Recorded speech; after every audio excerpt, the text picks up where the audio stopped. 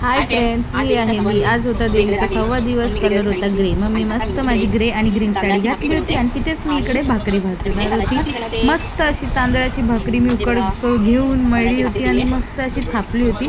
तुम्ही बघू शकता.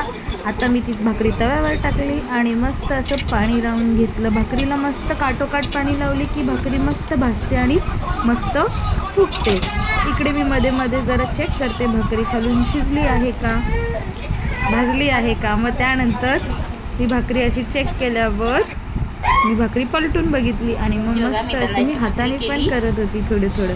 आणि हा बघा माझा आजचा लुक. मस्त अशी ग्रीन साडी, ग्रीन बॉर्डर होती तिला आणि ग्रे अशी साडी आणि मस्त अशी मी दिसत होती. छान छान कशी दिसते मी नक्की कमेंटमध्ये सांगा. आणि मग त्यानंतर मग मी म्हटलं की आता चला तुम्हाला भाजीचं दाखवूया. आज मी भाजी करते तांदळीची भाजी. ते मी तुम्हाला दाखवते. ही बघा माझ्या हातात आहे ही तांदळीची भाजी. मी मस्त निवडून घेतलेली आहे. आता मी हिला फोडणी देते. त्यासाठी मी तेल आणि शेंगदाण्याचं कूट आणि मिरची टाकली होती. मग ते हलवून जरा परतवून घेतलं आणि मग त्याच्यानंतर मी भाजी टाकली आणि ती मी थोडीशी हलवते. आता मस्त धुवून स्वच्छ. आणि आता शेंगदाण्याचं कूट मी वरून टाकलं आहे आणि आधी मी तेलात फक्त मिरची टाकली होती. मग आता मी ते सगळी भाजी धुवून घेतलेली स्वच्छ त्याच्यात टाकली आणि जरा हलवून घेते. आणि ही भाजी मी वाफेवरच शिजवते, पाण्याचा वापर करत नाही.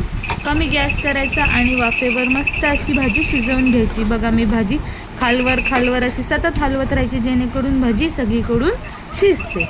आता ही झालं माझी भाजी आणि भाकरीचं ताट.